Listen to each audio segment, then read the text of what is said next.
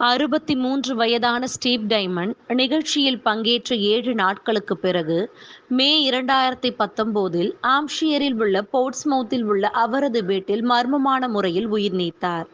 Jeremy Kyle ஷோவில் தோன்றிய நபர் மரித்தது தொடர்பான விசாரணையில் சாட்சியமளிக்க ஜெர்மி கைல் நீதிமன்றத்திற்கு வந்துள்ளார். பள்ளி கட்டணத்தில் பேட் விதிக்கப்படுவதை நிதி சவால்கள் காரணமாக ஸ்டாட்போர்ட்ஷியரில் உள்ள ஒரு தனியார் பள்ளி மூடப்படும் என அறிவித்துள்ளது. ஸ்டோக்-ஆன்-ட்ரெண்டில் உள்ள செயின்ட் ஜோசப் ஆயத்த பள்ளி தனது இணையதளத்தில் இந்த அறிவிப்பை வெளியிட்டது. 21 ஆண்டுகளாக ஊழியர்களில் ஒருவராக இருந்த தலைமை ஆசிரியர் டான் ஹேக் பள்ளி மூடல் குறித்து முற்றிலும் மனமுடைந்ததாக கூறினார். இதனால் ஊழியர்களுக்கு புதிய வேலை மற்றும் மாணவர்களுக்கு புதிய பள்ளியும் தேவை என்றார். காமன்ஸில் லூசி பவல், காமன்ஸ் தலைவர், பாராளுமன்ற உறுப்பினர்கள் குளிர்கால எரிபொருள் கொடுப்பனவுகளை அடுத்த வாரம் செவ்வாய்க்கிழமை சோதனை செய்வதற்கான விதிமுறைகளில் வாக்களிப்பார்கள் என்பதை உறுதிப்படுத்தியுள்ளார்.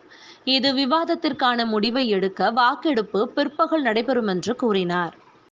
ஏரிகள், ஆறுகள் மற்றும் கடலில் தொடர்ந்து கழிவுநீரை கொட்டும் நிர்வாகிகளுக்கு பல மில்லியன் பவுண்டுகள் ஊதியம் வழங்கப்படுவதற்காக நீர் நிறுவனங்கள் விமர்சிக்கப்படுகின்றன.